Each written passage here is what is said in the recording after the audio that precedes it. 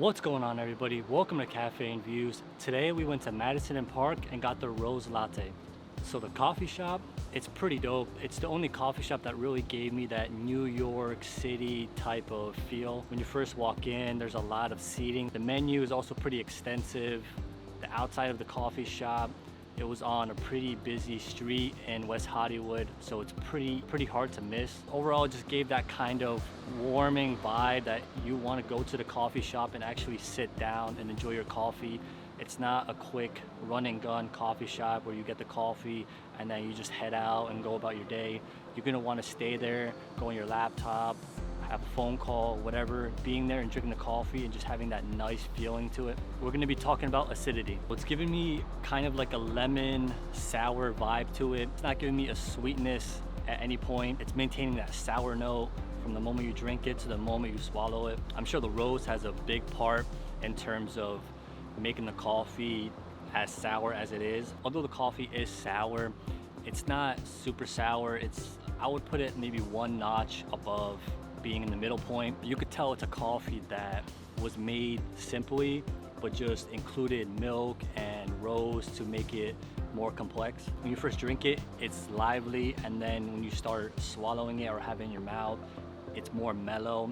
So it goes from like a peak to a nice transition, like a roller coaster. Surprisingly, knowing that there's rose in this coffee, it's bringing me to a point of being in like a springtime meadow, putting me in a nice open field. Overall, it's giving me that kind of an impression, that kind of a mood feeling. It's a little bit more inspiring. When you think of that kind of wheat field, you're more inclined to be more relaxed. You want to be able to enjoy what you're doing. If you had a stressful day, it kind of makes you unwind. Because it's putting me to that point and it's pretty mellow and lively at the same time, I'm gonna put acidity at about a 3.5 out of 5. Next up is gonna be aroma. It's giving me a nutty, chocolatey vibe, but the rose is also adding a flowery accent to it. So it's not as nutty and chocolatey as like a candy bar, and it's also not super flowery where you're putting your nose up against a flower and you're getting that real intense, pungent, flowery smell.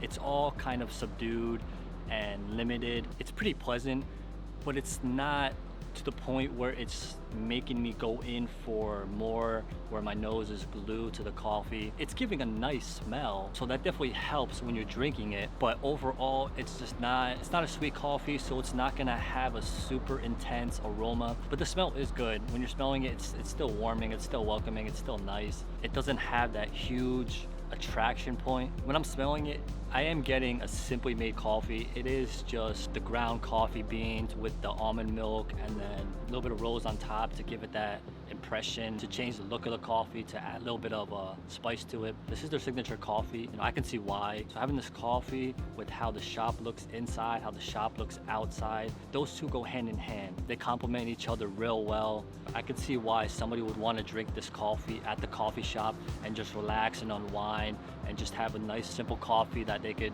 drink while they're working on other stuff that they might be doing on their laptop or getting back to emails or whatever. For aroma, I'm gonna put this coffee at about a 3 out of 5. Next up is gonna be flavor. This coffee is pretty balanced. I'm not getting any ingredients they're trying to be on top.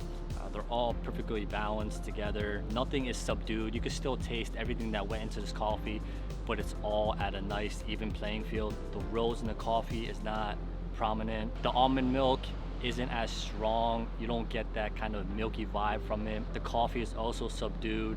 You're not getting the true sour feeling of a black coffee. It's all subdued. The aroma is giving a nice sweet vibe to it, and it's more sweet than the flavor. The flavor, I'm getting a little bit more of a sour and bitterness to it.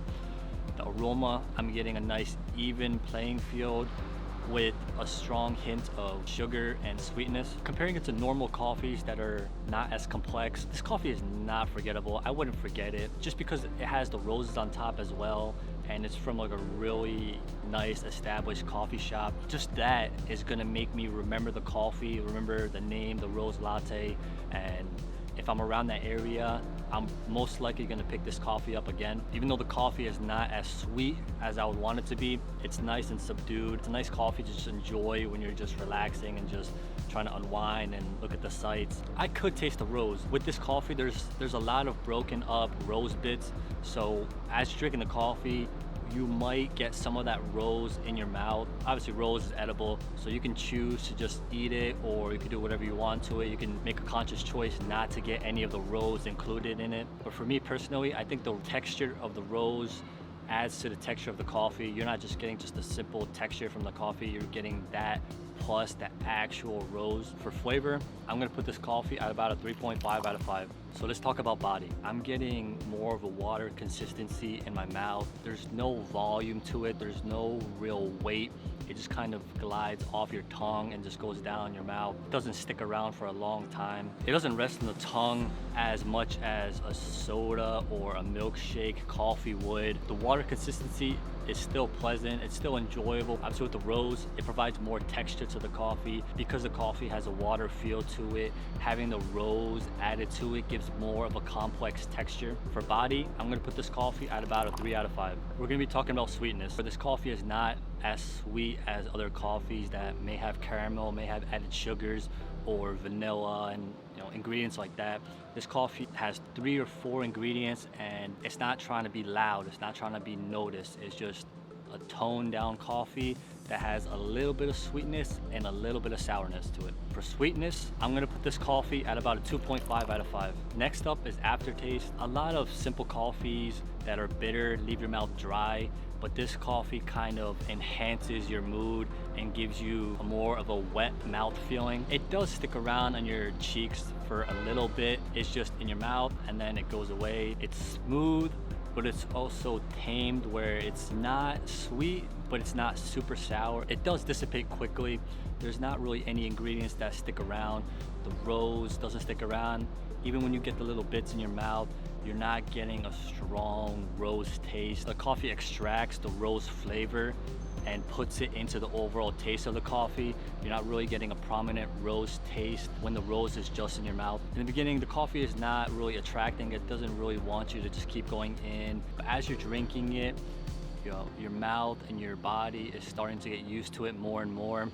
So as you're drinking the coffee, you're getting more of that wanting feeling. It's gonna keep increasing in terms of wanting to go back into the coffee and keep drinking it. Your mouth is gonna start getting used to that feeling, that taste, and the texture. So you're not gonna wanna throw this coffee away. You're gonna keep wanting to drink it. You're gonna want more. For aftertaste, I'm gonna put this coffee at about a 3 out of 5. Next up is gonna be complexity. The ingredients that went into this coffee are not complex. A lot of people don't really include rose in their coffees, so that's gonna get an extra bonus. But how it's presented, the coffee cup, the coffee, pretty basic without the rose. I am gonna put a little bit more points in terms of complexity because of the rose. It does look like a really nice coffee when the rose is on top, when the coffee is filled. It's like if you were getting an ice cream cone and you put sprinkles on top and it completes the look of the ice cream. That's the same way with the rose latte. The taste of the coffee is not also complex. The rose is not as prominent. If it was more prominent, it'd be more complex because you'd get more of that rose taste to it, but unfortunately you don't. So it loses points in terms of the complexity of taste. There's not a lot to uncover. Once you figure out what went into the coffee and you get a taste of it, it just all doesn't really make you think. It doesn't keep your brain active when you're drinking the coffee. A lot of coffees, they're pretty complex, so you're trying to figure out what went into the coffee. Beginning, middle, and end are all balanced. You get the same aroma, you get the same taste all throughout. Nothing changes, nothing gets heightened as you're drinking the coffee. Your mind might think it's pretty basic. For complexity, because of the rose, I'm gonna put this at a 4 out of 5. Next up is gonna be balance. This coffee overall is really balanced. Nothing sticks out. The rose doesn't stick out, the milk doesn't stick out, the coffee doesn't stick out. It's all perfectly balanced. I don't say coffees are perfectly balanced too often, but this coffee does a real good job. The milk is pretty tame, so you're not getting the thickness of the milk that makes you think that it's more prominent. You're not getting that prominent rose taste, although it is included in overall taste of the coffee. And the bitterness is also not pronounced, it's tamed. You can tell it's a bitter coffee and it's sour, but it's not screaming in your face. It still maintains that balanced sourness all throughout. Nothing in the coffee sticks out at the end that says I'm more of a sour coffee or I'm more of a sweet coffee. It's consistent all throughout. Because it does a good job in terms of being balanced, I'm gonna put this coffee at about a 4.5 out of 5. For forgiveness, because the coffee looks good and it tastes mellow, there's no strong points in it. I would say that the high points do forgive the low points. A lot of coffees, they add complexity to it by making it matcha or making it blue or adding a citrus note to it. But this coffee is pretty normal and it adds rose. So the complexity in terms of the looks and the aroma do forgive the taste and the body. So for forgiveness, I'm gonna put this at a 3.5 out of 5. Lastly, it's gonna be versatility. I am gonna put this coffee pretty high on the versatility list because it's not sweet, it's not in your face, it's more toned down, lively and mellow. It's perfect for any occasion. It doesn't have complexity in ingredients. It doesn't scream in your face, but it does have the complexity of the looks. So you could show off when you're drinking this coffee. You could say I'm drinking a rose latte and people are gonna be impressed by the looks of it. There's not a lot of shots of espresso in this coffee. A lot of coffees have 2-3 shots. This coffee is just the coffee and the milk and the rose. So you could drink this at night even. It's not gonna keep you up. It's not gonna really get you energized and ready to go. So you could drink this coffee when you're just trying to enjoy and then maybe get a shot of espresso added to it or on the side. For versatility, I'm gonna put this coffee at a 4 out of 5. Overall, the Rose Latte from Madison and Park Coffee got a 34.5 out of 50 or a 69 out of 100. Thank you so much for watching Cafe and Views, where we went to Madison and Park Coffee and got the Rose Latte. Tune in next week to see where we're going next. Peace.